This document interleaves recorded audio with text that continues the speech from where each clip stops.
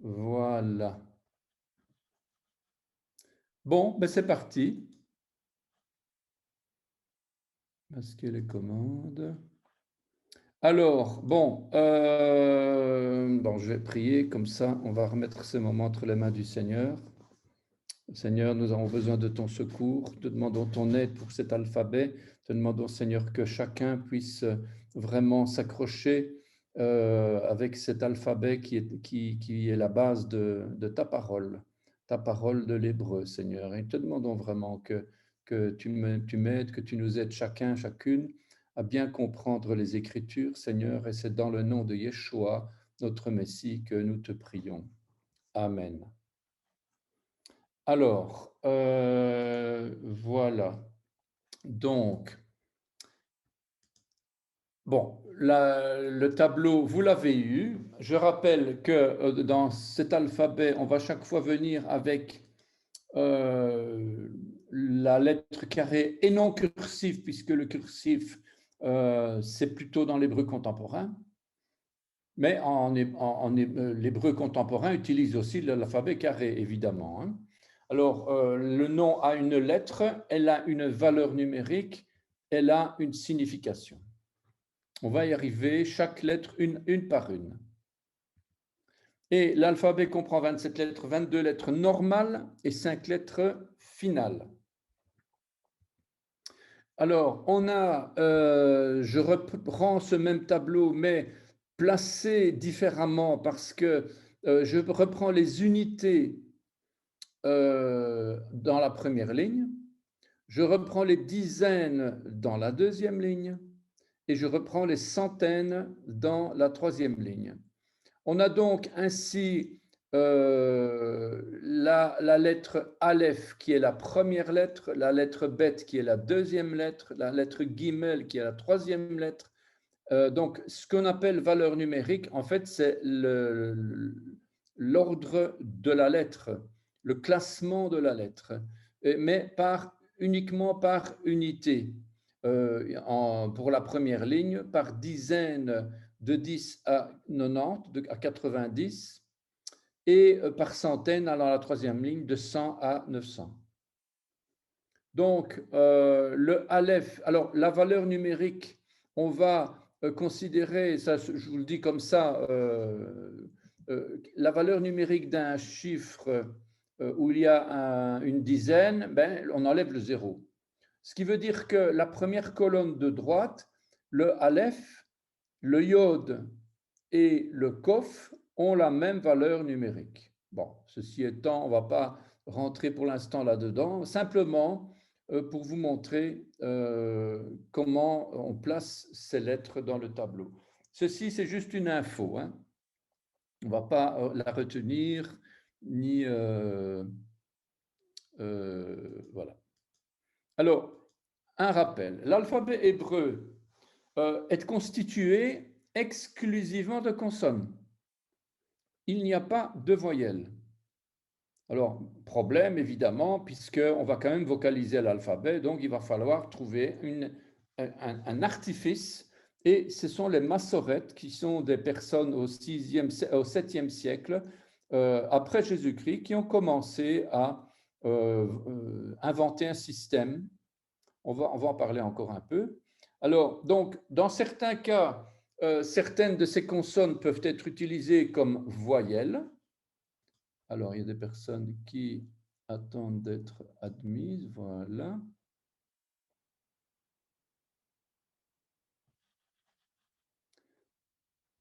Shalom, shalom.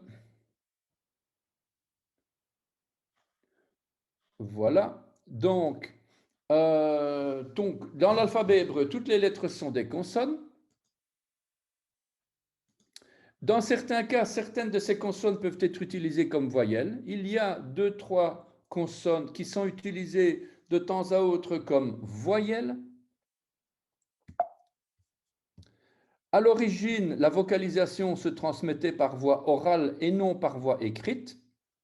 Donc, c'est pour ça qu'on a ce qu'on appelle une loi orale et une loi écrite. Ce n'est que beaucoup plus tard, donc à partir du 7e siècle, 6e, 7e, 8e, 9e, 10e, qu'on a commencé à écrire les voyelles. Puisque avant de les écrire, on les apprenait de père en fils, quoi. Toutes les lettres ont un sens, donc une signification. Toutes les lettres proviennent de quelque chose d'existant dans la nature, peu importe quoi, mais c'est quelque chose qui existe, quoi. Il existe un alphabet carré en majuscule, surtout dans l'hébreu biblique, et un alphabet cursif pour l'hébreu contemporain. On n'en fait pas dans le cours ici, simplement pour leur rappeler ça. Et la Bible, donc, n'a pas été retranscrite en hébreu cursif. Il n'y a pas d'hébreu, il n'y a pas de Bible en hébreu cursif. Vous n'en trouverez nulle part. Alors, les massorètes. Les massorètes, ce sont donc des sages, des érudits, comme on dit, des sophérim. Des sophérim, ce sont des gens qui écrivent la Torah. Des sophérim, le sophère. Un sophère, c'est un écrivain, un scribe en fait. Hein. Un sophérim, ce sont des scribes du Sefer Torah, quoi. Et ces personnes-là ont vocalisé. Alors, il faut savoir que l'hébreu, c'est une langue sémitique, comme on l'a vu, au même titre que l'arabe ou l'araméen, ou toutes les autres langues qu'on avait vues dans les proto-sémitiques, l'akkadien, etc., etc. Donc, hein, eh bien, cette écriture se base uniquement sur les consonnes, toute cette langue sémitique, partout. Donc, on appelle ça de l'abjad. Abjad ou abiad. Qu'est-ce que c'est? C'est donc une langue de consonnes, un alphabet de consonnes. Voilà, c'est comme ça qu'on appelle ça. Pour des raisons de commodité, il est cependant possible de noter les voyelles, c'est ce qu'on va apprendre, par un procédé qui a été généralisé à partir du 7e, 8e, 9e, 10e siècle sous l'impulsion des massorètes. Massorètes, donc, ce sont des sages.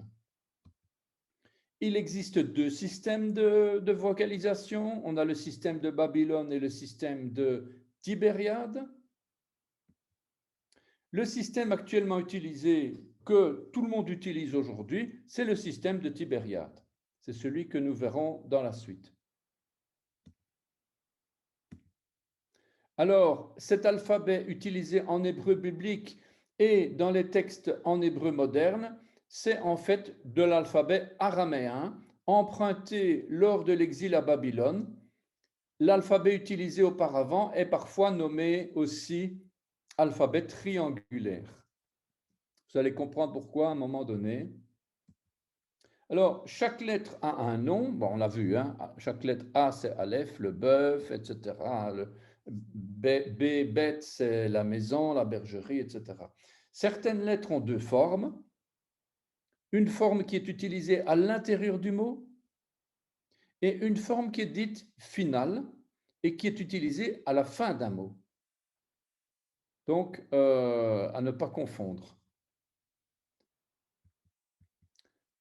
On a vu aussi, simplement pour rappeler que les versets dans certaines versions bibliques sont numérotés à la sémite, de manière sémitique, et pas de manière occidentale. Manière occidentale, ben, c'est le numéro de chapitre, le numéro de verset. Voilà le verset 16 de Genèse. Ben, ça semble être Genèse 1, à mon avis. Et donc, on a la notation occidentale et la notation sémitique qui est tout à fait différente. On a la lettre Tet qui représente le chiffre 9 et la lettre Zayin qui représente le chiffre 7. Eh bien, donc, ben voilà, on sait que 9 plus 7, ça fait 16. Et donc, quand on voit Tet Zayin, ça veut dire 16.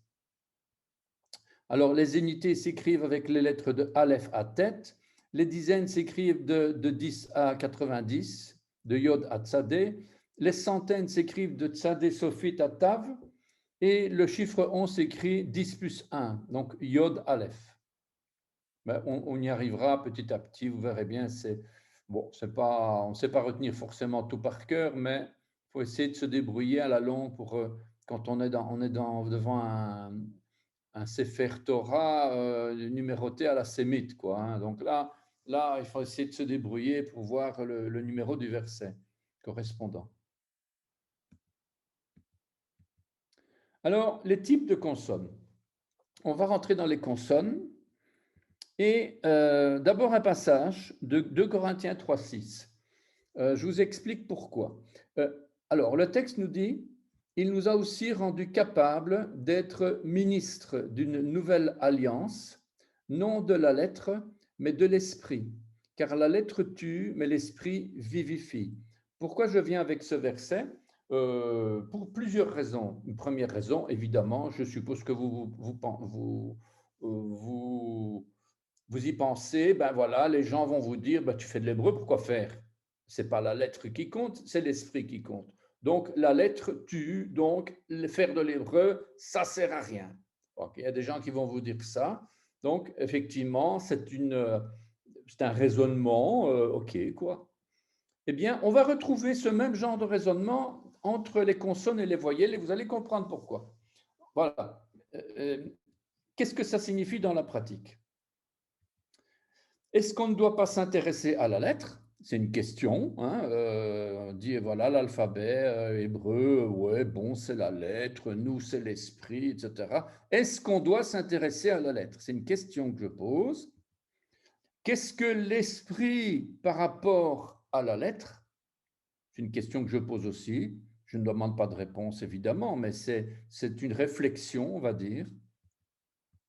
Et un autre passage dans Romains 10, verset 9, qui va nous dire, si tu confesses de ta bouche le Seigneur Jésus, le Seigneur Yeshua, et si tu crois dans ton cœur que Dieu l'a ressuscité des morts, tu seras sauvé. Donc on a quelque part une parole qui va sortir de la bouche et quelque chose qui a été généré au départ du cœur.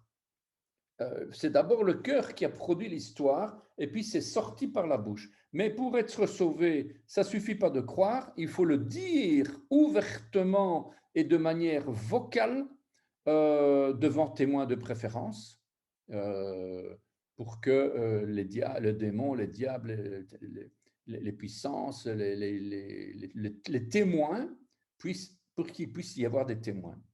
Si quelqu'un qui croit dans son cœur, mais qui ne le formule pas, eh bien, cette personne aura de grandes difficultés à comprendre son propre salut et à comprendre la Bible. Une majorité de nos problèmes pourraient être résolus en communiquant à notre prochain ce qui est dans notre cœur. C'est ça la communication. On a été créé des êtres de communication, des êtres, on a été créé à l'image de Dieu, c'est-à-dire la parole. Dieu est parole, il est la parole. Eh bien, nous avons été créés à son image des êtres de parole, différents des animaux. Donc, nous communiquons ce qu'il y a dans notre cœur et beaucoup de problèmes pourraient être réglés en communiquant. La majorité des problèmes se situent souvent dans le non-dit, c'est-à-dire le manque de communication. Vous allez vous dire, mais qu'est-ce que ça vient faire dans l'alphabet non d'une pipe? Vous allez voir tout de suite. Le manque de communication, c'est comme mépriser la parole. Un autre passage, Job 7, verset 11, c'est pourquoi je ne retiendrai point ma bouche, je parlerai dans l'angoisse de mon cœur, je me plaindrai dans l'amertume de mon âme. Donc c'est pourquoi je ne retiendrai point ma bouche. Alors, maintenant, peut-être vous allez comprendre pourquoi je suis venu avec ces passages-là. Je vais fermer cette histoire ici, masquée, voilà. Voilà, donc, pourquoi tous ces passages bibliques? Pour parler de l'alphabet. Si une parole se trouve sur votre cœur et qu'elle reste au niveau de votre pensée, elle n'aura aucun impact. Elle n'aura pas d'impact si elle ne sort pas de votre cœur ou par la bouche. Dans l'alphabet hébreu, c'est pareil. Une consonne, c'est quoi une consonne? C'est une lettre. Une lettre qui, en soi, n'a aucun sens. Une lettre, je vous donne le aleph, le bet, le gimel. Si je vous donne le gimel, et alors, je vous donne une série d'être gimel, aleph, machin, truc, chose, ce sont que des lettres l'une après l'autre. Mais pour leur donner la vie et pour produire un son, qu'est-ce qu'elles doivent être, ces lettres? Elles doivent passer par un canal humain. Elles doivent passer par ma bouche, par ta bouche, par votre bouche. Et la Bible dit que la lettre tue et l'esprit donne la vie. Cet esprit va utiliser notre bouche puisque nous sommes créés à l'image de Dieu et Dieu est esprit. Je vous rappelle quand même que Dieu est esprit et il faut que ceux qui l'adorent l'adorent en esprit, en vérité. Mais en tout cas, cet esprit de la lettre va utiliser notre bouche. La vocalisation sonore au moyen de voyelles par un canal humain va faire quoi? Va donner la vie au mot. Le mot MOT. Hein. Donc, la vocalisation va donner la vie au langage. On va donc devoir analyser des types de consonnes. On ne va pas faire de la linguistique, hein, mais simplement je vous montre de quoi parle la linguistique. On va parler ici du type de consonne. Alors, dans certains cas, une même consonne, je vous rappelle que toutes les lettres de l'alphabet, c'est des consonnes. Donc, dans certains cas, une même consonne peut parfois être douce, parfois forte, parfois même très forte, et qu'on va même jusqu'à l'identifier comme intensive. On a des lettres qui sont dites intensives. Et tout ça en fonction de la prononciation, c'est-à-dire de quel type de voyelle on va ajouter à la consonne. Alors, qu'est-ce qu'une lettre? Une lettre, c'est un son, c'est un bruit.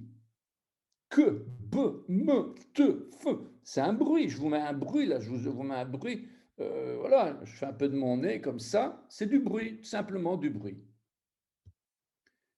La lettre en hébreu, ketav, on dit d'ailleurs, ketav, c'est un mode d'écriture, un caractère, une lettre tracée. Et la Bible hébraïque va mettre en lumière quel type de son doit être produit par notre bouche. Et c'est tellement important que vous connaissez les 7 fêtes de l'Éternel, peut-être, je ne sais pas si vous les connaissez. On a Pessah, donc la fête de Pâques, on a les pains sans levain, on a les gerbes des prémices, on a la Shavuot, la Pentecôte, on a Yom Teruah, la fête du son, du chauffard, on a Yom Kippour, la fête des expiations, et enfin on a la fête des cabanes. Ça, c'est donc les fêtes de l'Éternel. Eh bien, l'avant-dernière fête, on appelle ça Yom Teruah. Et on dit que c'est la fête du son. Dieu, pour Dieu, c'était tellement important le son qu'il en a même fait une fête. La fête du son. Yom Teruah. Yom, le jour, Teruah, le son. Voilà, simplement pour vous rappeler, vous allez sur Wikipédia, pour trouver Yom Teruah, vous allez taper Rosh Hashanah.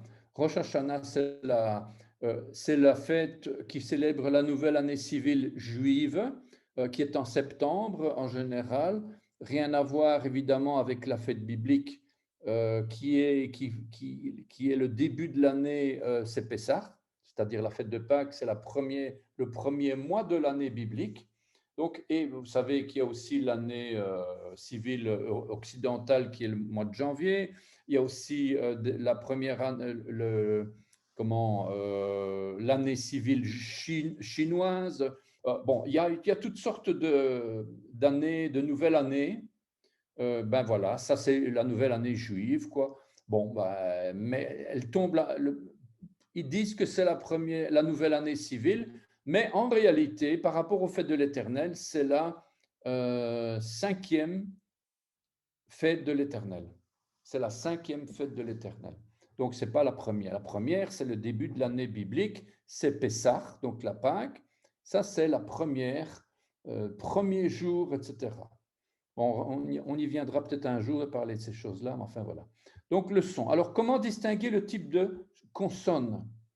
On va se poser la question, comment le bruit va-t-il être émis? Bon, je vous signale tout de même que ici, je vous explique une certaine théorie. On ne va pas retenir ni essayer d'apprendre ni de comprendre ces choses. Il faut simplement savoir que ces choses existent. Hein. Ce n'est pas pour vous en mettre plein la vue, mais il faut quand même savoir que les consonnes, comment est-ce qu'il y a des consonnes? Comment est-ce que le bruit, il sort de la bouche? Il faut savoir que c'est soit par explosion, soit par frottement, le frottement qui est produit par le souffle dans la gorge ou dans la bouche. Dès que la lettre est vocalisée, dès que la consonne est vocalisée, la consonne, on va dire qu'elle est soit sourde, soit sonore, soit nasale, soit orale. On va distinguer aussi le mode d'articulation, occlusive ou fricative. On va aussi s'intéresser, quand vous dites quelque chose, quand vous parlez de quelque chose, vous ne vous rendez pas compte, mais le son, il vient de votre cœur, il passe par vos voies respiratoires, à un moment donné, il sort dans votre bouche, et dans votre bouche, quelque part, il y a un obstacle qui va provoquer le son. S'il n'y a pas d'obstacle, le son, il va sortir comme du vent. Donc, il faut effectivement, si je dis effectivement, le feu, c'est mes lèvres qui se serrent, et je provoque un souffle.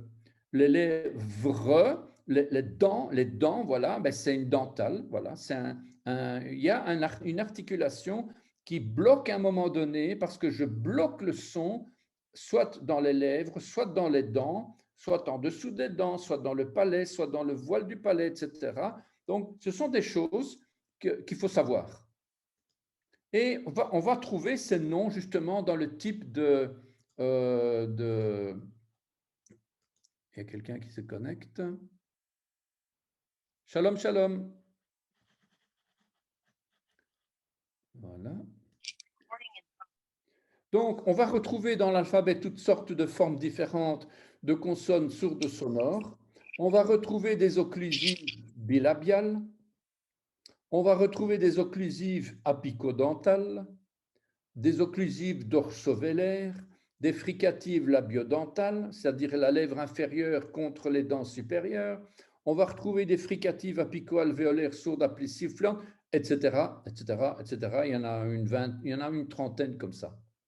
Voilà, pour savoir qu'il y a quand même toute une série de types de consonnes.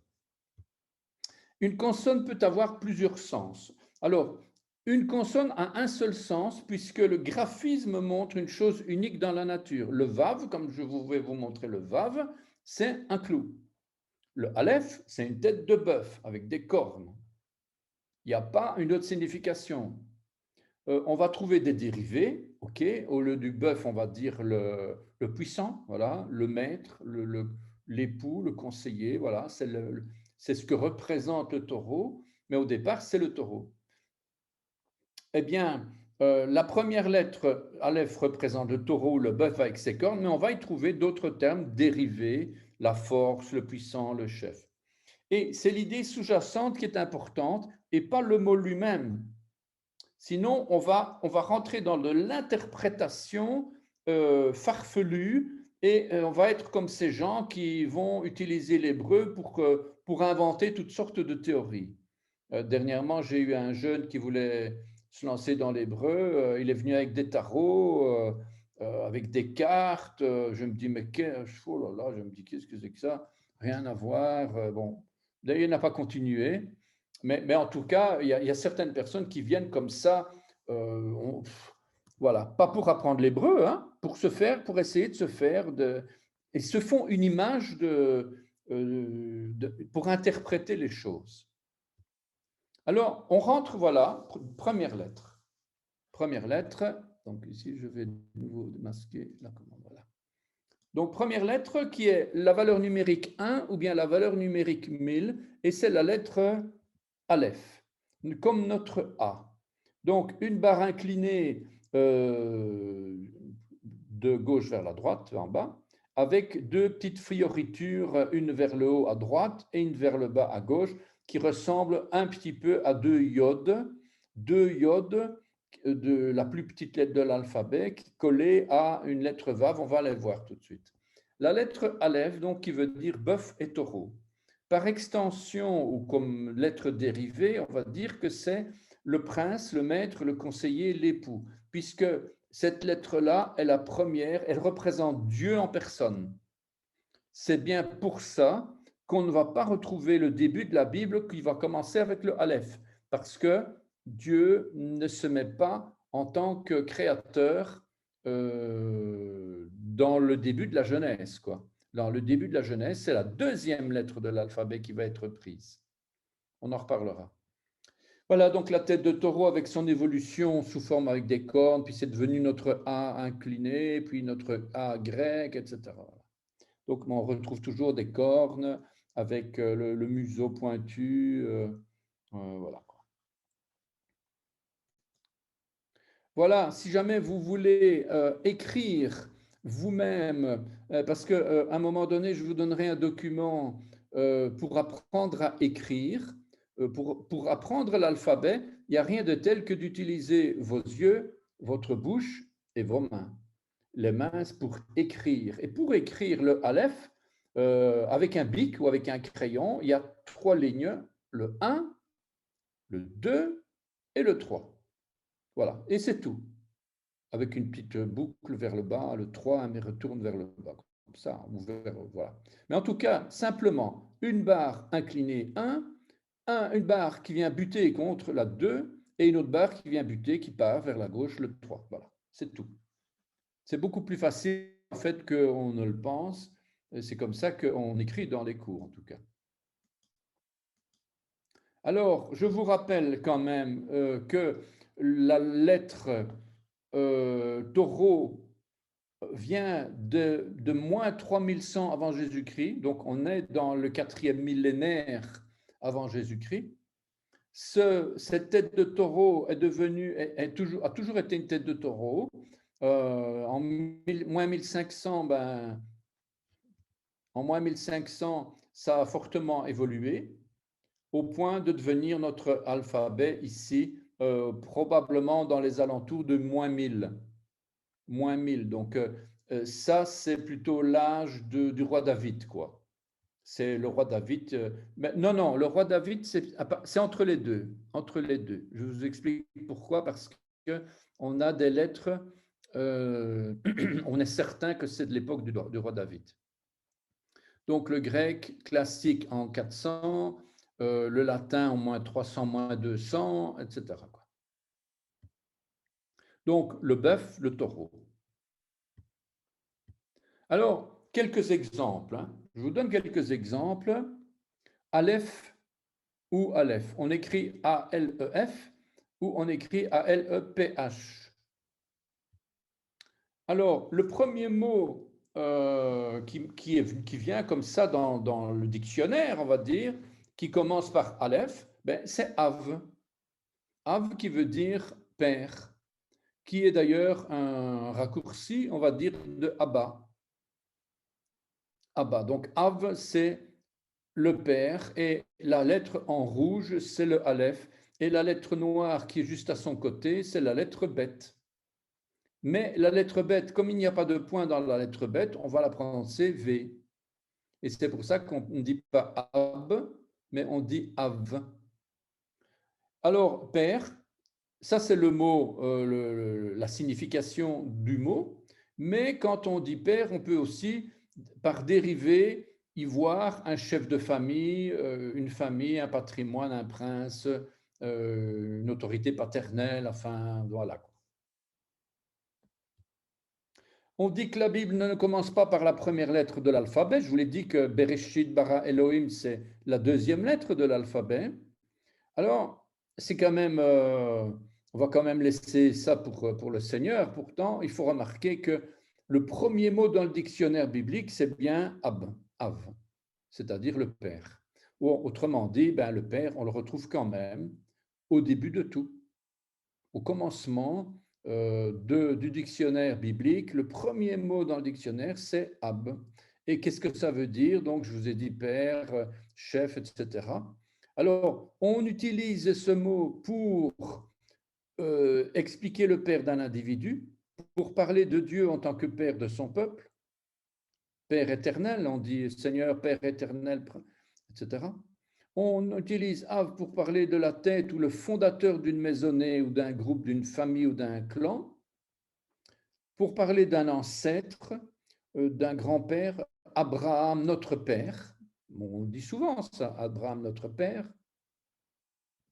Le grand-père, l'ancêtre, l'auteur ou le patron d'une classe, d'une profession ou d'un art en hébreu contemporain, un terme de respect ou d'honneur, Abba, Av, ou encore un gouvernant, un souverain ou un chef. Voilà donc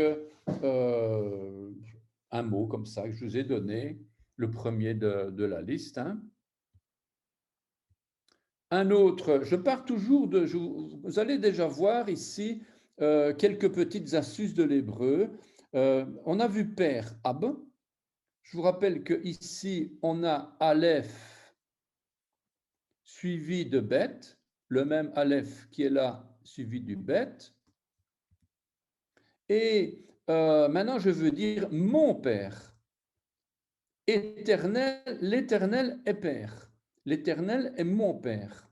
Eh bien, on va écrire ab, père, et puis on va écrire bi. Le bi, c'est en fait le mon. C'est un possessif, voilà. Donc déjà, vous savez que chaque fois que vous allez voir un mot qui se termine par yod, le point avec un yod, eh bien, vous allez avoir mon père, mon cheval, etc. Un autre mot, abi, el, cette fois-ci. L'Éternel, Dieu est mon Père. On va avoir abi, le même mot qui est ici, abi, c'est-à-dire mon Père. Et puis elle, abi, elle, eh bien, on va dire Dieu est mon Père. Et c'est le nom du grand-père de Saül.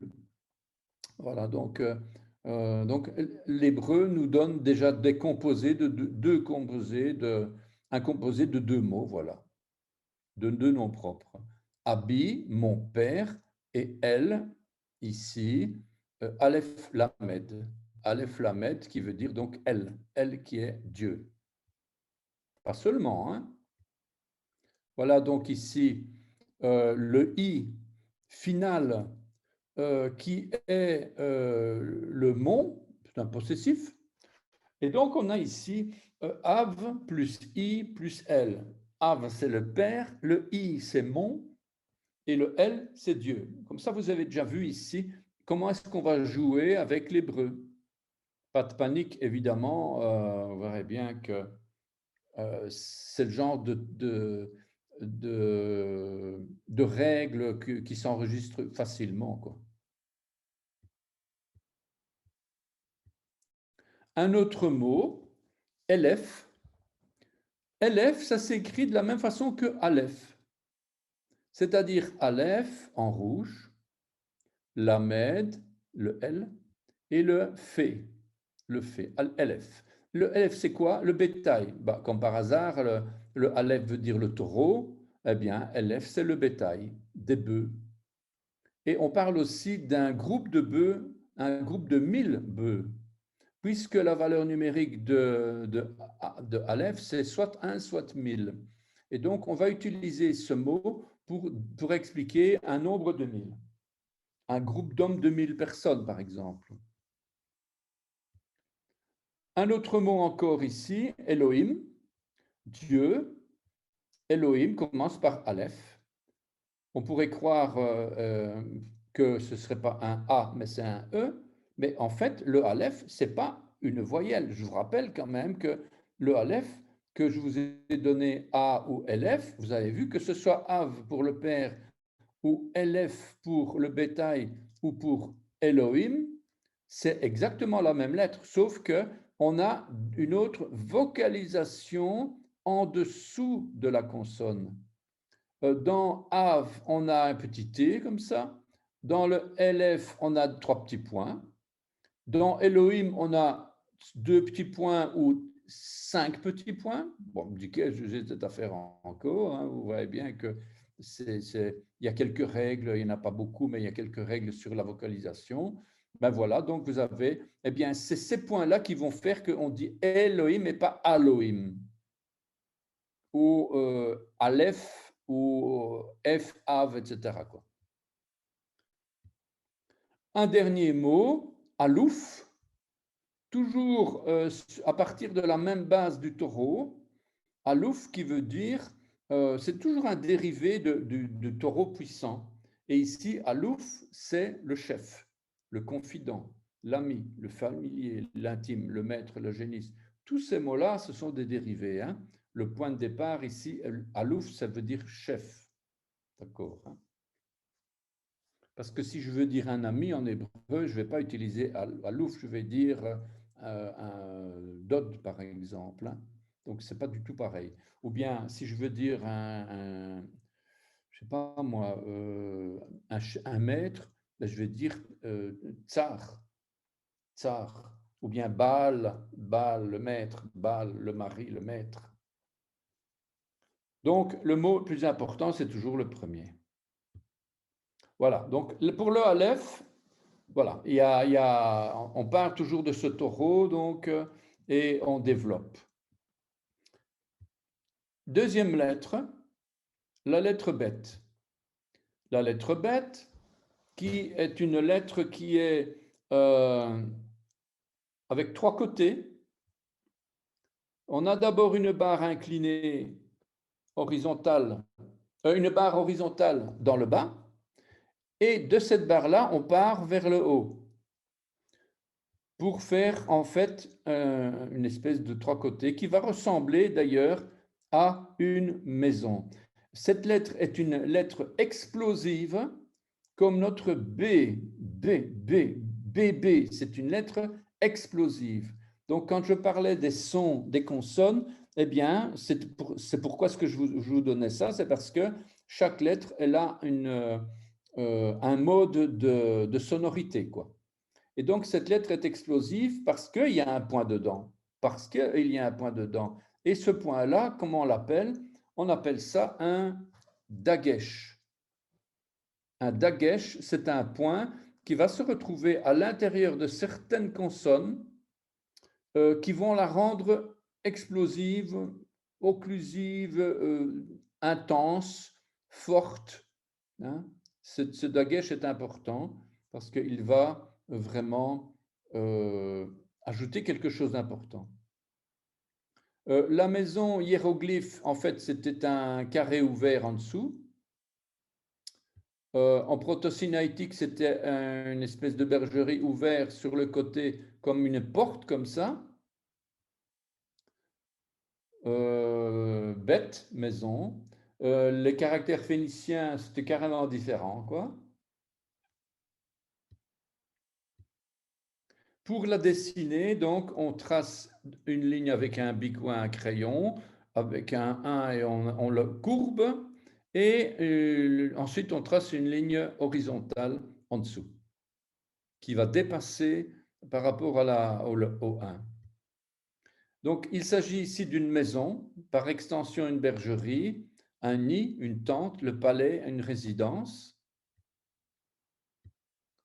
Cette lettre bête fait partie des consonnes labiales.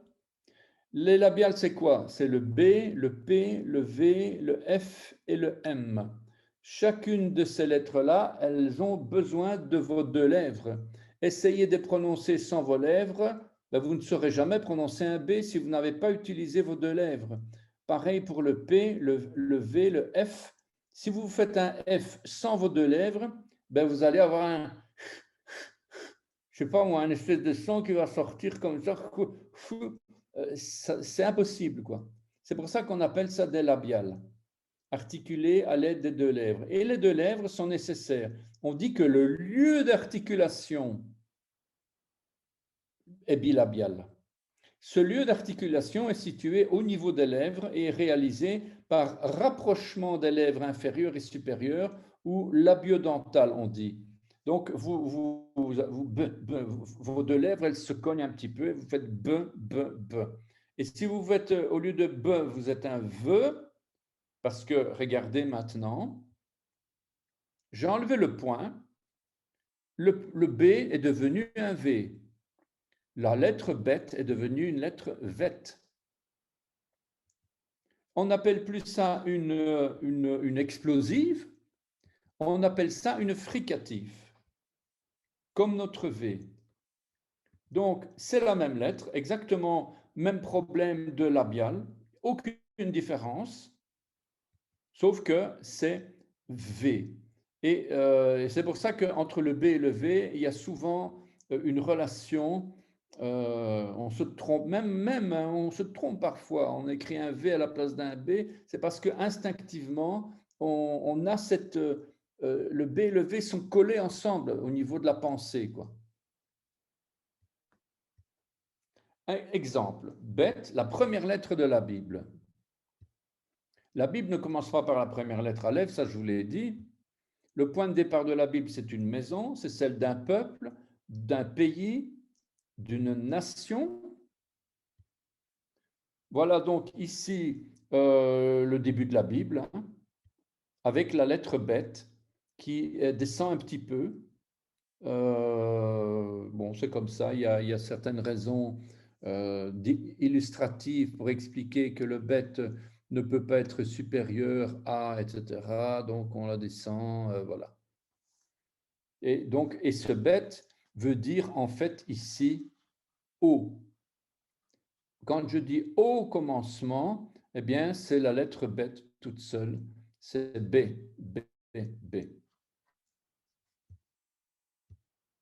Voilà, donc c'est la lettre que vous avez ici, Aleph, Bet, avec le point. Sans le point, vous auriez eu V. Avec le point, donc vous avez vu qu'il y a un point à l'intérieur de la lettre ici. Et puis, vous allez avoir deux points en dessous qui vont vous montrer que c'est un B et pas un beau ou bien pas un bas. Non, c'est B.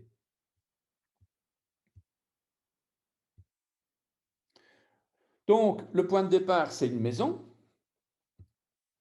Bereshit s'écrit B, Reshit, dans un commencement. Berosh, puisque Reshit, ça vient du mot roche, donc au commencement, à la tête, d'ailleurs vous allez voir la Bible de Chouraki, eh bien, il ne va pas vous dire au commencement, il va vous dire à la tête, l'en-tête. Au commencement de la maison, il y a la tête du corps, Yeshua.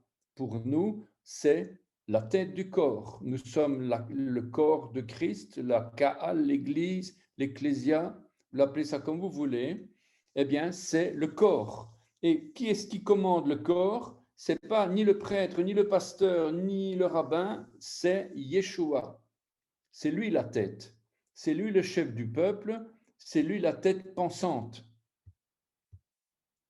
Alors, quel est le sens de cette lettre? C'est un sens que l'on retrouve très fréquemment. On va y voir se développer la vie, du général au particulier, de l'extérieur vers l'intérieur. Bête, donc bête, la maison, bête, c'est la maison. Et on va l'écrire d'ailleurs bait. Bait, donc on écrit ça comment? La lettre bête, une lettre yod à côté et une lettre tav. Eh bien, bête, à partir de la maison, on va y voir plusieurs mots dérivés comme la prison, la famille. Vous allez voir dans la Bible, par exemple, on va dire la prison de Goshen, ou je ne sais pas, j'invente ici, eh bien, on va avoir bête Goshen. Ça veut dire la maison. Mais on sait pas, on sait que ce n'est pas une maison, mais que c'est une prison, parce que le contexte va vous dire que c'est une prison. Eh bien, ici, on va avoir toutes sortes de dérivés: prison, famille, intérieur, au-delà, chez soi, demeure, chambre, capacité, forteresse, même tombeau et même cachot. Donc, prison, cachot. Alors, on rentre du général au particulier. Donc, on a d'abord bête, c'est quoi? C'est une maison. Donc, c'est une demeure d'habitation, un abri pour les animaux aussi, puisque bête, c'est aussi la bergerie des brebis, bergerie ou bien d'autres pour les agneaux, etc. Comme Yeshua, quand il est né, eh bien, qu'il n'y avait plus de place dans l'hôtellerie, eh bien, il a fallu trouver un endroit pour Marie, pour accoucher. Eh bien, on a trouvé un endroit là où on déposait les petits agneaux pour le sacrifice. Eh bien, c'était je sais pas comment, une étable. C'était une étable. Eh bien, une étable, c'était aussi une bête, bête. Un abri pour les animaux, c'est le corps humain. Bête, c'est aussi le corps humain. le tombeau, la demeure de lumière et d'obscurité, la terre d'Éphraïm, c'est aussi considéré comme bête. Et puis, on va du général vers le particulier. Donc, le bête, c'est quoi? C'est un endroit, un lieu. Cette lettre va être utilisée comme préposition dans la bergerie, dans le commencement, Bereshit, dans le commencement, B, etc. Donc, c'est une préposition. Ensuite, on va retrouver que cette lettre, c'est un réceptacle. Un réceptacle, c'est quoi? C'est un peuple d'où sortira le Rédempteur, ou une église d'où sortira l'épouse, ou une femme d'où va sortir l'enfant. Mais en tout cas, un réceptacle, c'est quelque chose qui a un caractère féminin et qui est un peuple. Un peuple qui va avoir une postérité, c'est toujours considéré comme féminin. Eh bien, voilà, donc c'est une maison. Donc, quand on parle de la maison d'Israël, eh bien, on parle de la maison qui va produire une postérité. Ensuite, plus loin, on va rentrer toujours plus dans cette maison et on va retrouver que Beth, c'est aussi la maison qui va contenir une famille, c'est-à-dire là où il y a la vie, là où se développe toute la vie, là où elle commence aussi, ou là où c'est le foyer, quoi. Beth, c'est aussi une maison, tous ceux qui vivent sous un même toit, on va dire c'est Beth. Si par exemple, moi c'est Jacques, on va dire Beth Jacques, ben c'est ma famille à moi, c'est Beth Jacques, la maison de Jacques, la famille de Jacques, la maisonnée, voilà quoi. C'est aussi les affaires de la famille, c'est aussi l'intérieur de manière métaphorique. C'est enfin, pour terminer, l'aboutissement final de cette lettre bête, c'est le temple. Le temple où Dieu va s'installer, on va dire, le tabernacle, le temple, c'est la maison de Dieu, le temple de Jérusalem. Le Nouveau Testament nous dit que nous sommes appelés à devenir les temples du Saint-Esprit. Donc, nous sommes aussi une maison, quoi. Voilà donc cette lettre bête, c'est une signification intéressante, l'intérieur ou le dedans. Voilà. Alors, bête, c'est un nom de lieu, comme on a dit. On écrit bête, mais on prononce bête. On écrit avec un yod, mais on ne le prononce pas. Voilà quelques exemples de villes. Beth Shean, vous allez en Israël, il y a une ville qui s'appelle Beth Shean. Eh bien, Beth Shean, ça veut dire la maison de la sécurité, la maison du repos. Beth Shemesh, il y a une ville ou un patelin qui s'appelle la maison du soleil, ou le temple du soleil. Rien à voir avec le temple du soleil de Tintin, le temple du soleil, l'histoire. Ici, c'est la maison du soleil, Beth Shemesh. Voilà, donc, ou Beth, c'est toujours la maison. Beth Tapouach, la maison des pommes, ou l'endroit des pommes. Il y a toutes sortes de lieux comme ça qui s'appellent ainsi. C'est un mot que vous connaissez, mais que vous n'avez pas l'habitude d'entendre de cette façon-là, c'est la ville de Bethléem. Et la ville de Bethléem, en fait, c'est Beth Lechem. Beth Lechem. Beth Lechem, c'est la maison du pain. Beth, c'est la maison, et Lechem, c'est le pain. Pourquoi le pain? Ben justement, Yeshua, c'est le pain de vie, et Bethléem, c'est l'endroit où le pain de vie est venu sur terre. Donc, ce n'est pas pour rien que Bethléem, c'est là où Yeshua est venu. Voilà, donc on a vu 2 lettres. On passe à la 3e. On passe à la lettre Gimel.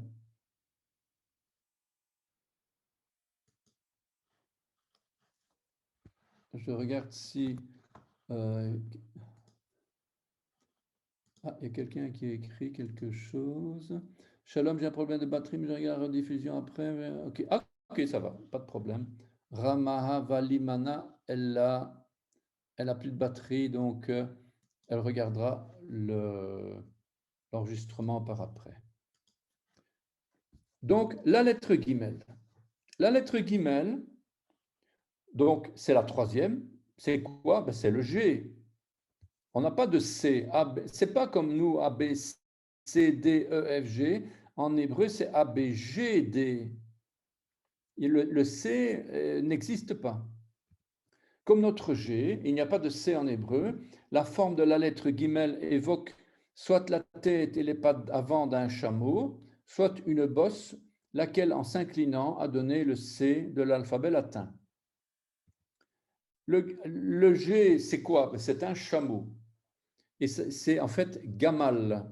La lettre guimel vient du gamal. Gamal, qui est le chameau, le dromadaire. Il est appelé d'ailleurs, soit dit en passant, le vaisseau du désert.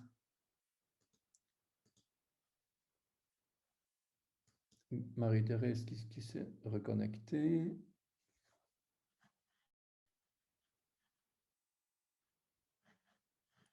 Voilà. Donc, gamal, c'est le chameau. Il est appelé le vaisseau du désert. Les bosses des chameaux constituent des réserves énergétiques. Le chameau possède également des remarquables mécanismes d'adaptation à la déshydratation, surtout dans le désert. On peut boire le chameau peut boire jusqu'à 135 litres d'eau en 10 minutes, ce qui est évidemment énorme. Il peut supporter des températures extrêmes, de moins 25 à plus 50 et même plus. Et quand on est en état de... quand l'animal est en état de déshydratation, il est capable d'économiser son eau corporelle. Donc, c'est un animal tout à fait prophétique parce que quand on est dans le désert avec ce genre d'animal, eh bien, on peut encore, au pire, je vais dire, on peut le sacrifier parce on récupère de son corps une quantité très importante d'eau et on peut même trouver aussi beaucoup de nutrition, de valeurs nutritives dans son corps, dans son organisme. Et voilà, donc malheureusement, mais c'est un petit peu le symbole de notre Sauveur, celui qui nous conduit au travers du désert, quoi. On a plusieurs formes de cette lettre, mais en attendant, c'est une barre qui descend sur la droite et il y en a une petite qui vient remonter sur le côté. Voilà, au crayon, au bic, etc. Donc, on a le 1 et puis un petit 2 qui part sur le côté. La lettre guimel signifie chameau et prend la forme d'un homme qui marche ou d'un homme qui prie, ou voilà. Donc, chameau, par extension, sevrer. Donc, le verbe gamal, c'est aussi sevrer. Gamal, donc chameau, mâle et femelle. Gamal veut dire sevrer, faire du bien, faire du mal, mûrir, responsable, récompenser, amener à maturité. Hein, donc, il y a plusieurs significations, parce que gamal, c'est le chameau, mais la racine primaire de tous les mots, c'est un verbe. Et le mot gamal, le chameau, il a une racine primaire qui est le verbe gamal, qui veut dire sevrer, mûrir, amener à maturité. Et donc le chameau, c'est un animal qui est mature et qui d'ailleurs peut être sacrifié pour le salut de ceux qu'il transporte. Un autre mot, gan. Gan, c'est donc un jardin, un enclos, un jardin fermé, une mariée, un jardin de plantes. Comment est-ce qu'on dit le jardin d'Éden? On dit le Gan Eden. Le Gan Eden. Dans le Gan Eden, c'est donc un mot qui provient d'une racine verbale ganan, qui veut dire protéger, protection. Et quand on dit le jardin d'Éden, en fait, c'est que on a une protection divine quand on est dans le jardin d'Éden. On est sous la protection de Dieu. Et d'ailleurs, Gan va donner plus tard Magen David, le Magen David, c'est-à-dire l'étoile de David, le le blason d'Israël, en fait, c'est une étoile à 6 branches, et c'est le Magen David. Eh bien, ça vient de la même racine. On a un autre mot ici, c'est un nom propre, Gamliel, ou Gamaliel. Hein.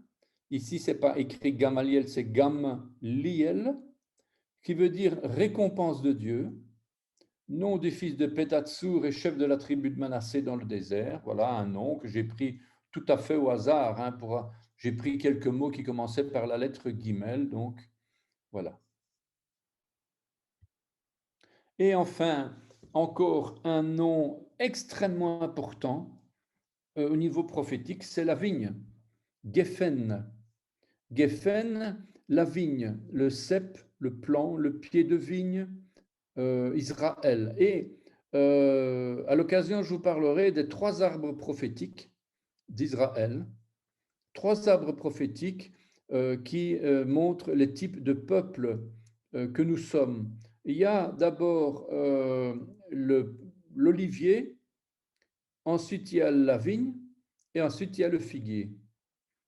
Eh bien, l'olivier représente ceux qui croient en Yeshua, en Jésus, qui sont greffés sur l'olivier franc de l'Épître aux Romains, chapitre 11. Donc, Romains 11, l'apôtre Paul parle de l'olivier sauvage qui est greffé sur l'olivier franc. Eh bien, donc, c'est tout croyant qui croit en Jésus, qui croit que Dieu l'a ressuscité des morts, il est sauvé et il est automatiquement greffé sur l'olivier franc. Et c'est quoi l'olivier franc? C'est Israël. Comme par hasard, quelqu'un qui se convertit vraiment à Dieu, au Dieu d'Israël, à Jésus, à Yeshua, comme par hasard, il va commencer à aimer Israël, il va lire la Bible et tout le temps Israël. Voilà, donc c'est comme ça, c'est le Saint-Esprit qui agit dans son cœur, c'est l'amour d'Israël, l'amour du peuple, sans savoir pourquoi, c'est comme ça. Eh bien, donc c'est l'olivier. Et puis on a la vigne. La vigne, ça représente un peuple qui a été, c'est la vigne d'Israël qui est lavée dans le sang. Et la vigne représente le sang. Quand Josué et Caleb ont transporté cette énorme grappe de raisin en Canaan, eh bien, ils montraient justement, c'était encore un aspect prophétique pour montrer que le sang est en abondance pour toutes les nations. L'abondance de sang, elle est illimitée.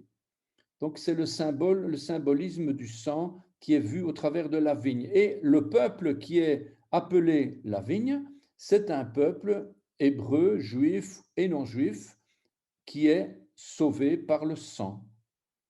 Ça, c'est donc le deuxième arbre prophétique. Et il y a le troisième, c'est le figuier. Le figuier représente Israël terrestre, charnel, on va dire. Voilà, donc ces 3 arbres, voilà, on a la vigne.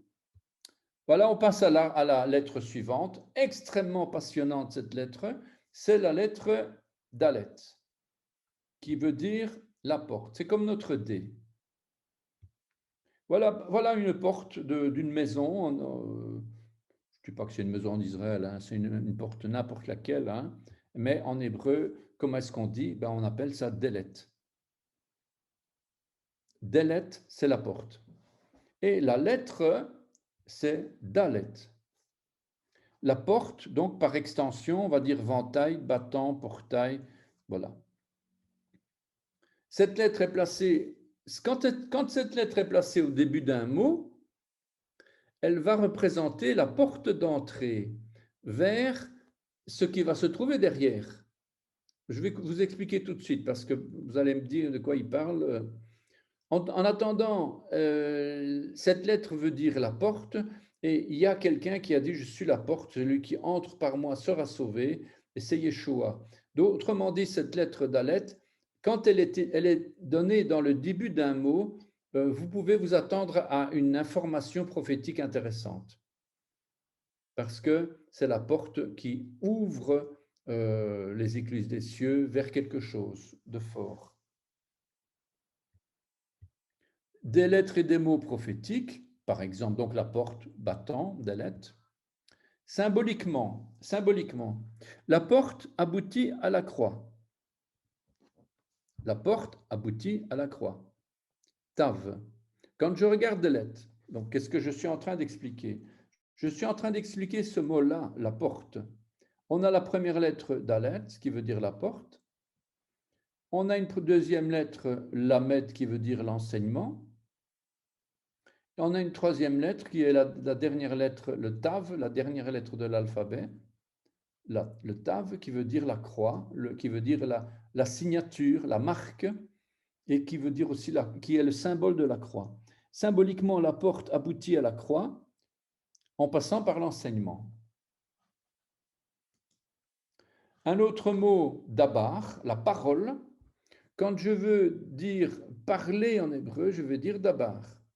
Parler, dire, répondre, promettre, prendre la parole, ordonner, etc. Comment est-ce qu'on va utiliser le sens des lettres? On a la première lettre qui est la porte, Dalet. La deuxième lettre bête qui est la bergerie, la maison. Et la troisième lettre resh qui veut dire la tête. Symboliquement, donc, ce mot dabar veut dire que la porte aboutit à la tête du corps en passant par la bergerie d'Israël. Ça, c'est une information intéressante parce qu'on va la retrouver à plusieurs endroits dans les Écritures. C'est-à-dire que le salut vient des Juifs. Le salut vient des Juifs, ça veut dire quoi? Ça veut dire que le salut vient de Jésus qui est juif. On peut dire, oui, mais non, il était juif, il n'est plus juif, etc.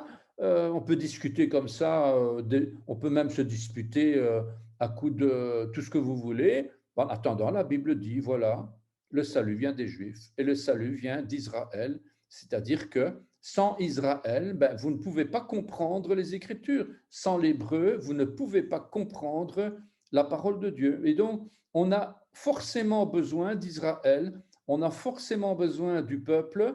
Oui, mais il n'est pas converti. Ça, c'est un autre problème. En attendant, c'est un peuple témoin qui est là, que Dieu a installé, qu'on le veuille ou non, c'est comme ça. Qu'il est converti, qu'il n'est pas converti, ça, c'est un autre problème. Mais en attendant, d'ailleurs, c'est Dieu qui a permis ces choses-là pour que les nations puissent avoir le salut.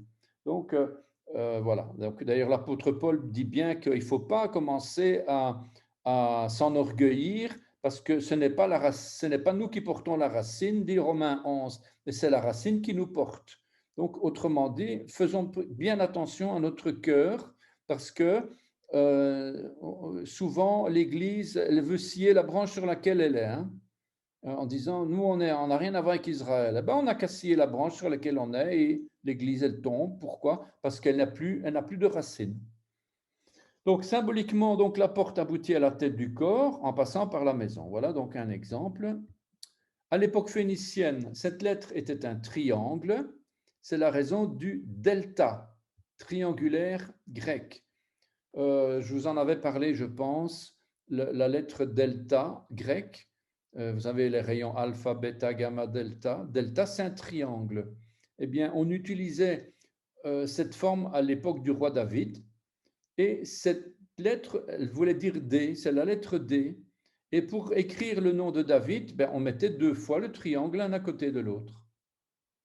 Ce qui a donné, à un moment donné, le blason d'Israël, 2 triangles superposés. Voilà donc ici le D, le delta, le triangle grec, le dalet hébreu et le dalet à l'époque phénicienne en moins 1100. Donc c'était quand même bien un triangle déjà à ce moment-là.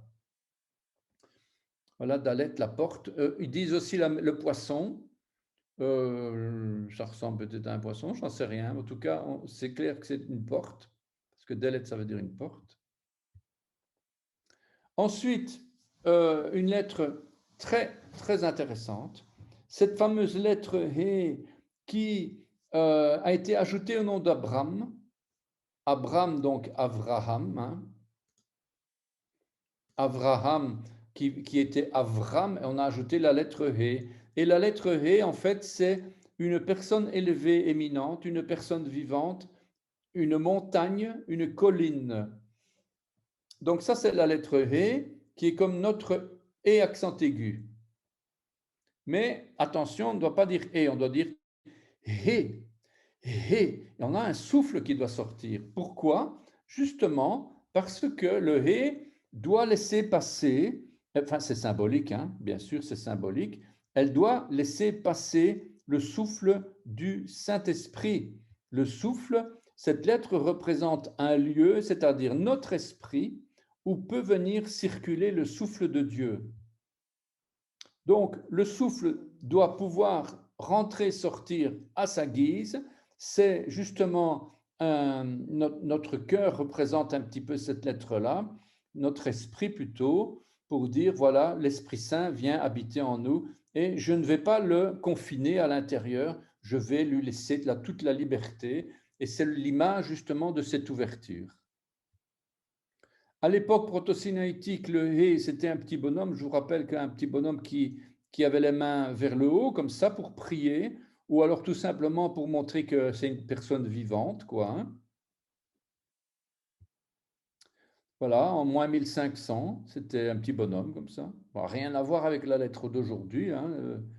Je ne sais même pas pourquoi, ni comment elle est devenue comme ça.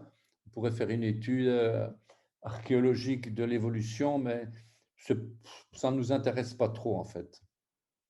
Là, voilà, la représentation phénicienne en moins 1100, vous avez vu comment elle a évolué, donc comme pour dire que voilà, qu'on ne faut pas chercher à comprendre, quoi. Hein. Déjà comme ça, on va loin dans le détail de l'histoire de l'hébreu. À un moment donné, il y a une certaine limite dans la connaissance. Euh, voilà quoi. Quelques exemples, l'être Hé ajouté à un nom augmente ses capacités de réceptacle à servir Dieu. Abraham ne pouvait pas servir Dieu parce qu'il voulait dire Père élevé.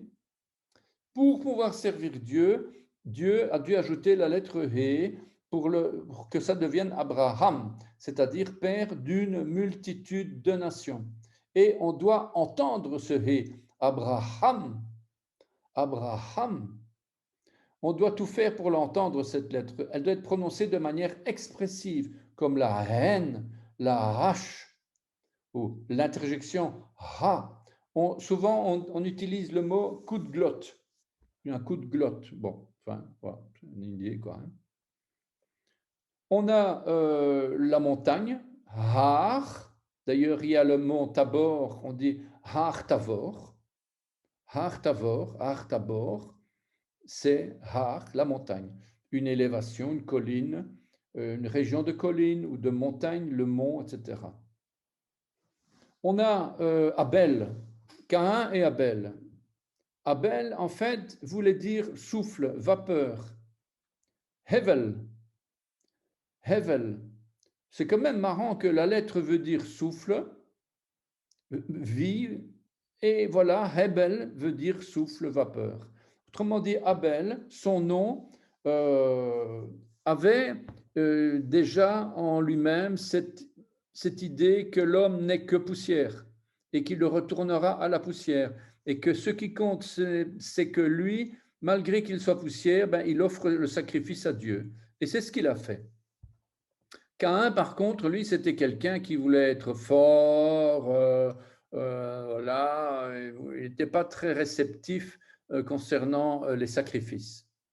Or, il faut quand même se rappeler que Abel et Caïn ils devaient sacrifier. Pourquoi? Mais parce que quelque part, il y a eu le péché d'Adam et Ève, et il fallait déjà sacrifier un animal pour l'expiation des péchés. Déjà à ce moment-là, Adam et Ève avaient reçu de Dieu le commandement de sacrifier.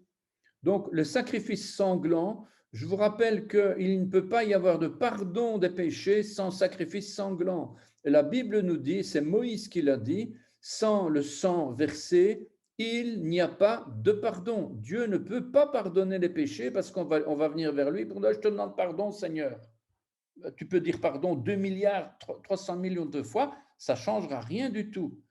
Par contre, si tu crois au Seigneur Jésus qui a pris tes péchés à la croix, alors le sang te couvre tes péchés.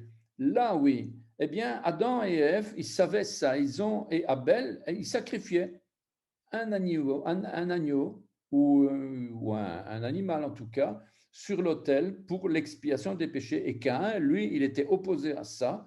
Eh bien, il a perdu son salut quelque part. Hein. Un autre mot, hed, le cri, hed. Abraham, ça je vous ai déjà expliqué. Père élevé, père d'une multitude, ça je vous ai déjà expliqué. Hein. La lettre suivante, la sixième lettre de l'alphabet, qui est la lettre Vav. La lettre Vav, elle symbolise le clou, le crochet d'un berger, une agrafe, un croc. On emploie aussi ce mot pour parler de cheville, d'épingle ou d'hameçon. Donc, il y a plusieurs dérivés, on va dire. Et le clou, en fait, c'est un vrai clou. Un clou à l'ancienne, quoi, comme un piton qu'on met dans le mur. Ben, voilà, c'est le Vav. C'est la sixième lettre. Elle se prononce de trois manières différentes. Soit on va l'utiliser pour dire V, comme la lettre vet, Aleph, Bet, Gimel, mais sans le point, donc c'est vet. Eh bien, ici, c'est Vav. Soit V, soit O, soit OU. Voilà, trois formes de prononciation différentes. C'est la sixième lettre de l'alphabet. La sixième, c'est le chiffre de l'homme. Je vous rappelle que le chiffre 6, c'est le chiffre de l'homme, de l'humain. 666, c'est le chiffre de Satan parce qu'il veut arriver à 7, il n'arrivera jamais. Il peut ajouter un 6 encore et encore un 6 pour arriver à 7, il n'arrivera jamais. C'est l'idée, c'est l'image justement de l'Antéchrist qui veut se faire l'égal de Dieu, mais il ne peut pas. Mais en tout cas, le chiffre 6, ça représente l'homme. Et c'est la valeur, c'est l'illustration de la croix. C'est l'illustration de Yeshua qui s'est fait homme pour notre salut. Donc, cette lettre Vav, elle a une importance capitale quand on la retrouve dans l'hébreu. Elle fait aussi forme de... C'est un préfixe qui fait office de liaison entre deux phrases. Liaison entre deux phrases. Et en fait, c'est ou, pardon, et. Le matin et le soir. Donc le et en français, et, eh bien, vav, c'est un préfixe qui vient pour faire la liaison. Ça représente donc le sixième jour de la création. Cette lettre est utilisée comme préfixe, comme conjonction de coordination, comme notre et, je vous l'ai dit. Elle représente la crucifixion, le clou, la croix de Golgotha. Un vav, voilà un exemple de vav. Un vrai vav, quoi. En fait, c'est quoi? C'est un crochet de berger. C'est quoi un crochet de berger? C'est en fait une pièce recourbée qui maintient la patte de la brebis sans la blesser, mais pour l'empêcher de bouger, soit pour la nettoyer, soit pour la tondre, soit pour faire pour qu'elle qu'elle mette bas ou pour toutes sortes de raisons, pour prendre le lait de chèvre si c'est une chèvre, etc. Enfin, donc, mais en tout cas, on appelle ça donc un un crochet de berger. Et ce crochet de berger, on le retrouve dans le psaume 23. La lettre vav représente le crochet de berger qui permet la capture facile et sans danger des ovins en les attrapant par une patte.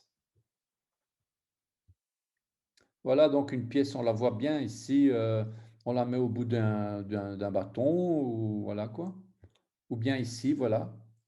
Ici, vous avez la pièce entière. Voilà, on appelle ça un crochet de berger. Alors, un passage biblique ici dans Exode 38, 28. En hébreu, le mot vav signifie clou, crochet, pieu, suspension, cheville ou encore rame. Des objets qui servent à rapprocher, assembler, relier deux éléments, deux rives d'un fleuve, qui font tenir des éléments entre eux, comme par exemple les colonnes du temple. on dit à ce moment-là les vavim des colonnes du temple. Vav au pluriel, c'est vavim. Vav, c'est la lettre, vavim, c'est... Vous voyez, donc la lettre, elle veut même dire un mot, quoi. Eh bien, c'est une conjonction, une coordination, et c'est aussi un mot qui va parler de rencontrer, faire la rencontre entre deux points. C'est un trait d'union entre le haut et le bas, entre les hommes et Dieu. On l'a aussi rapproché de différents canaux du corps par lesquels transitent les échanges avec l'extérieur, l'œsophage, la trachée, l'artère, la colonne vertébrale. En grammaire hébraïque, le vav indique le masculin.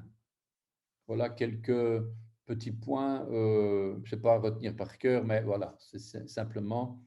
Cette conjonction est placée au début d'un mot ou d'une phrase, et dans la Torah, de nombreux chapitres commencent par Vav pour montrer une consécutivité entre le avant et le après.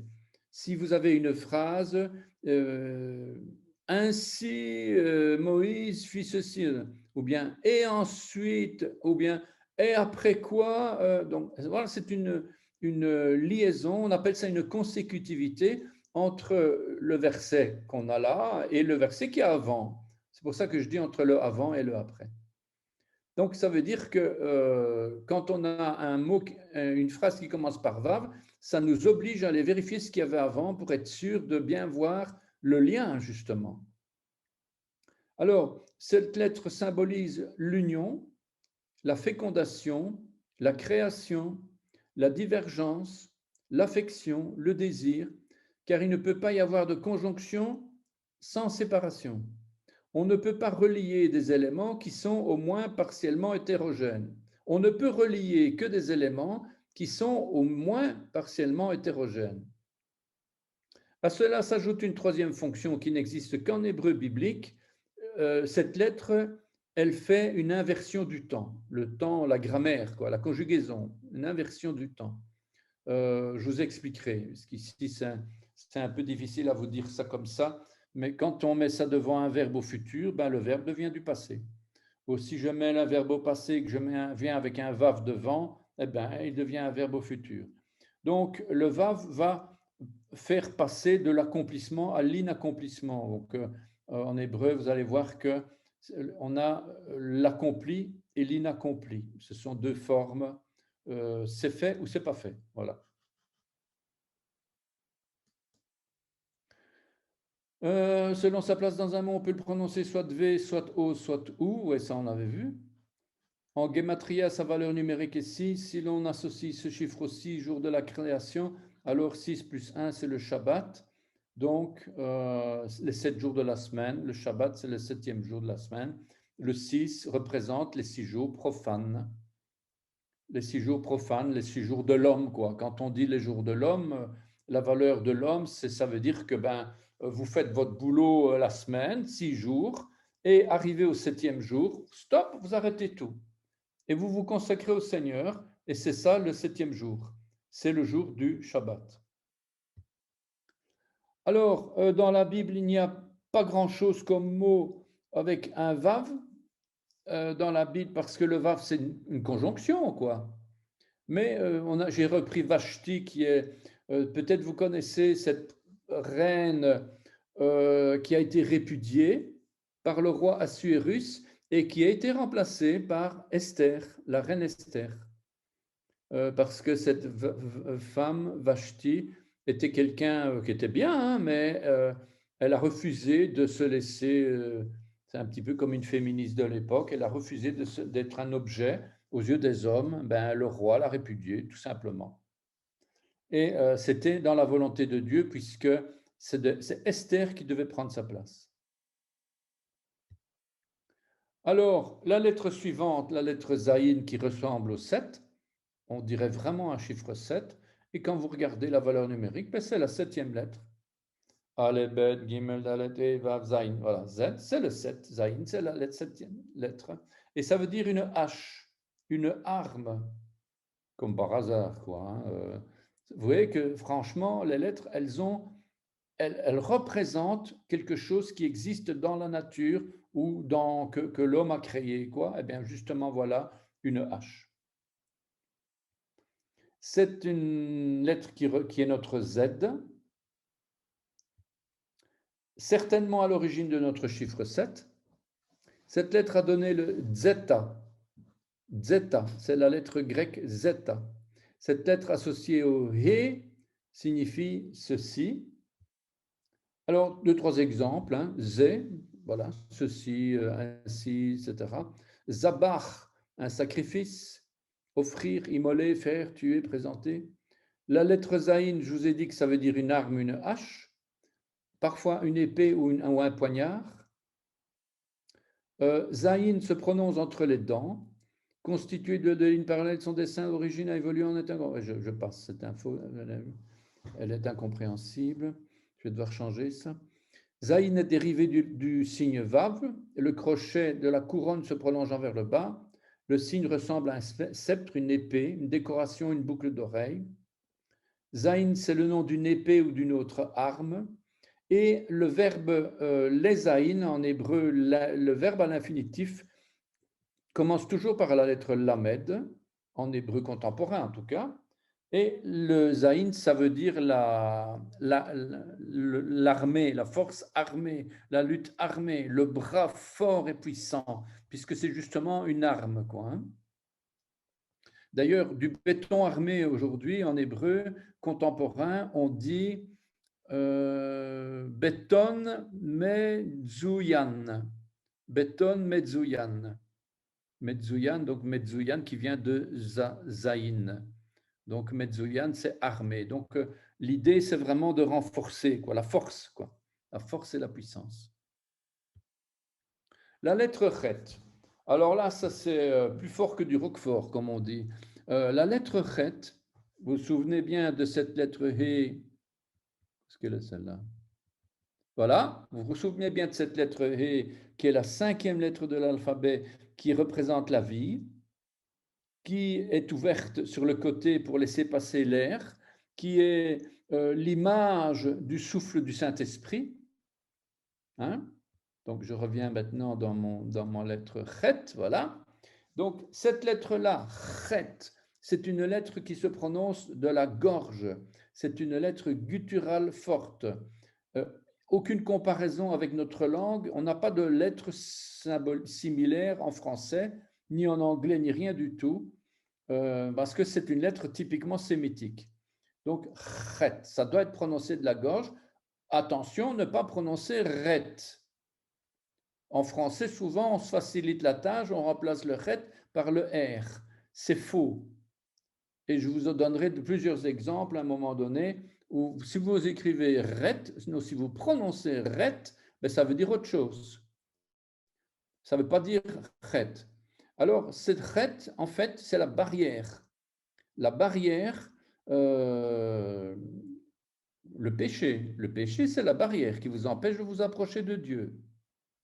Et le ched va d'ailleurs donner khatat, le péché, le crime, la culpabilité du péché, le châtiment du péché. C'est une lettre qui vous parle de la barrière. Mais attention que une barrière, ça peut avoir un aspect positif. Ce n'est pas uniquement la barrière du péché qui vous empêche de vous approcher de Dieu. La barrière, c'est cette barrière-là qui représente justement le linteau et les deux montants des portes sur lesquelles on a mis du sang pour empêcher l'ange de la mort de rentrer dans la maison et de tuer les premiers-nés en Égypte. Ce qui veut dire que le chet, c'est une barrière pour empêcher l'ange de la mort de vous tuer. Et comme ça, vous êtes sauvés grâce à cette barrière. Cette barrière, elle empêche le souffle du Saint-Esprit de rentrer, puisqu'il y a le mot confinement qui fait penser, donc impossible de rester à l'intérieur, donc c'est un endroit confiné. Quelques exemples. Halal, halal, souillé, profané. Simplement, je vous rappelle qu'il ne faut pas dire Alléluia. Quand on dit Alléluia, alors on dit Alléluia. Mais si vous dites Alléluia, eh bien vous dites que son nom soit souillé. Si vous dites Alléluia, que son nom soit loué. Alléluia, que Dieu soit loué. Mais si vous dites Alléluia, ben, c'est comme si vous disiez que le nom de Dieu soit déshonoré, violé, pollué, souillé rituellement, sexuellement, violer une alliance. Donc, il n'y a rien de pire, quoi, que pour insulter Dieu, ben, il n'y a rien de tel que pour insulter Dieu. Donc, faites attention de bien utiliser la bonne consonne. Maintenant, en français, on n'a plus de problème puisqu'on a mis Alléluia avec un A. C'est déjà moins grave, on va dire. En français, on met Alléluia, A-L-E-I, etc. Maintenant, il faut savoir qu'il y a un He dans Alléluia qui n'est pas le Halal qui est ici. Ensuite, on a le Chet, le péché, et Chata'a, le péché, et victime expiatoire. Alors, à ce sujet, je vous ai donné deux illustrations. Une première, le serpent et la pomme. Bon, la pomme, ce n'est pas une pomme, mais c'est l'image du péché originel. Et en bas, on a l'illustration du serpent d'airain. Je regarde quelle heure il est. 20h30. Ben, on va avoir bientôt fini. Hein. On va avoir bientôt fini. Je termine je termine avec ça. Vous avez le serpent d'airain. Regardez. Donc, les peuples a péché. Non seulement il a péché, il a murmuré. Il y en a même qui ont dit pourquoi tu nous as fait quitter l'Égypte où il y en avait les oignons d'Égypte, on était bien en Égypte. Ça fait qu'ils sont en train de grogner contre Dieu. Alors là, ça a été la catastrophe parce que ce péché-là, il a fait 24 000 morts au sein du peuple. Ils étaient 600 000 hommes, donc ça a été 3 millions de personnes dans ce désert. Donc il y a eu quand même 24 000 morts. Et il y a eu plein de serpents. Donc Dieu a envoyé des serpents, on va dire, pour punir les rebelles. Et les gens ont dit, mais attends, qu'est-ce qu'on doit faire? Et Moïse demande à Dieu, mais qu'est-ce que je dois faire? Eh bien, tu n'as qu'à mettre un serpent d'airain sur une perche, et comme ça, ceux qui vont regarder la perche avec le serpent d'airain, ils vont être sauvés. Alors, c'est l'image de la croix. C'est l'image de quoi, en fait?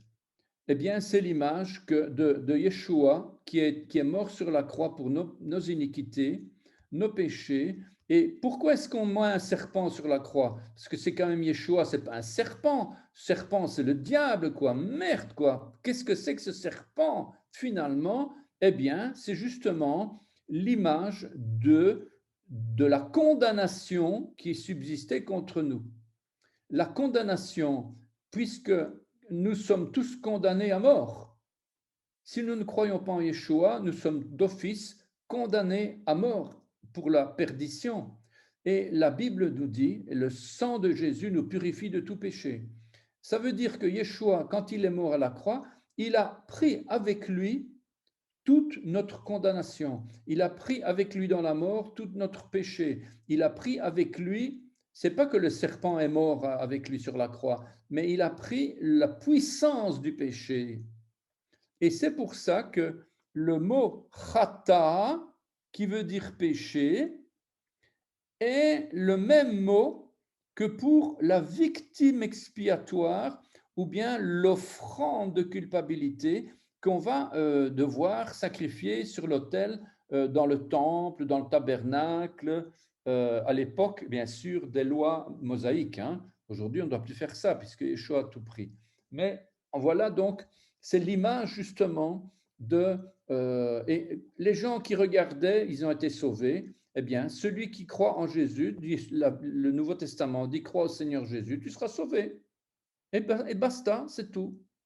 Oui, mais je dois faire. Oui, bien sûr, tu dois te sanctifier, c'est clair. Mais en attendant, là, c'est par la foi qu'on est sauvé et c'est pas par les œuvres, afin que nul ne se glorifie. Donc, c'est bien l'idée. Et on a un seul médiateur entre Dieu et les hommes, et c'est Yeshua, Jésus, le Fils du Dieu vivant. Et c'est lui qui est notre passage pour aller vers le ciel, quoi. Hein. Et il n'y a que lui. Et c'est lui qui a payé le prix fort pour pour qu'on puisse se tourner et s'adresser à Dieu au travers justement de ce symbole incroyable de la perche ici avec le serpent d'airain, quoi. Voilà donc halal, chet et chata. Oui, ici, je vous ai montré déjà ça, je crois. Important de bien apprendre à prononcer. Vous savez peut-être que l'Esprit Saint, on dit Ruach HaKodesh. Ruach. Donc ici, on a un chet final. Donc, on va dire Ruach.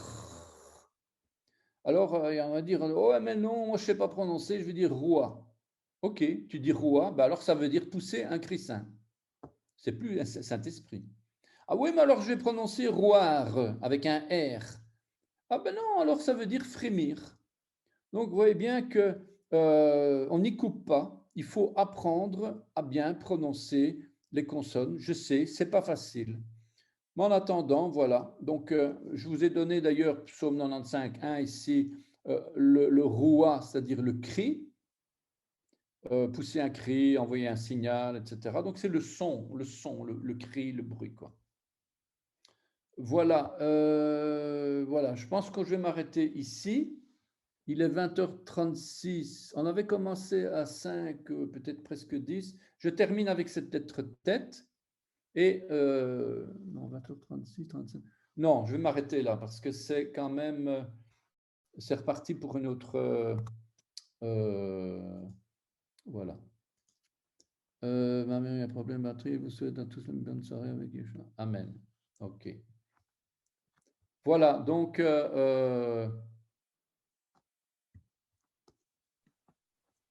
Voilà. Donc, on continuera, Dieu voulant, mardi prochain. Alors, ici, on a toujours cette durée d'1h30. Je propose qu'à partir de la semaine prochaine, on fasse 50 minutes parce que normalement, une fois qu'on rentre dans l'alphabet avec des exercices, on va avoir une tête comme un seau et donc ce serait peut-être une idée de faire un petit peu plus en douceur. Donc, la semaine prochaine, je propose donc de 19h à 20h, un petit peu avant 20h, quoi. Voilà. Sauf bien entendu, si vous préférez y aller et on continue et on fasse l'heure et demie. Ça, c'est à vous de me dire à ce moment-là. Voilà, voilà. C'était super intéressant en tout cas. Je sais pas que c'était pas intéressant avant, mais j'ai préféré ce cours. C'est un coffre au trésor, mais incroyable, l'hébreu. Un coffre au trésor, et dans ce coffre, Dieu est en train de révéler des mystères qu'il laisse trouver. Hein. Dieu n'est pas compliqué, il se laisse approcher avec tâtonnement et il nous donne, au plus on le cherche. Je peux en témoigner. Hein, depuis, j'ai commencé, bon, l'hébreu, je connais depuis quelques années, mais les cours eux-mêmes, j'ai commencé en 2014. Donc, depuis le temps, je me dis, à chaque fois que je cherche, Dieu révèle encore autre chose, quoi. Donc, c'est vraiment une grâce que Dieu fait à celui qui prend la peine de chercher dans sa parole, voilà. Ouais, c'est vraiment magnifique. En tout cas, merci beaucoup. On peut finir en prière si vous voulez. D'accord, ça va. Je ne sais pas si vous voulez Juliette prier. Oui, je vais prier. D'accord. Seigneur, nous te remercions pour cette soirée, pour Jacques qui nous a apporté énormément de choses. C'est vrai que ça paraît pour moi un petit peu difficile, mais par ton esprit, par ta force, par tout ce qui va se passer au cours des soirées, des cours d'hébreu, tu vas nous éclairer, tu vas nous apporter la richesse de ta parole qui est extraordinaire. Pour moi, c'est la première richesse de la langue hébraïque, Seigneur du monde. Nous te remercions pour Jacques, bénis-les, bénis Esther, enfin bénis notre sœur, bénis tous ceux qui ont été présents aujourd'hui. Tu continues ton œuvre au milieu de nous, Seigneur, tu nous donnes la force, ta lumière, Nous en avons besoin. Tu nous restaures, tu nous guides parce que tu es notre prince de la paix, Yeshua. Merci pour ce sacrifice, Seigneur. Merci pour ta parole. Merci pour tout, Seigneur. Nous te remercions. Bénis tous mes frères et sœurs ici présents et ceux qui sont absents, Seigneur. Et nous te disons merci dans le nom de Yeshua. Amen. Amen, amen, amen. Amen. Amen. Soyez bénis. Puis Soyez bénis mardi et prochain. Dieu voulant, la semaine prochaine. Merci, Jacques. Au revoir, Shalom. sœur. Au revoir, shalom, shalom. Au revoir, Jacques. Au revoir. Merci.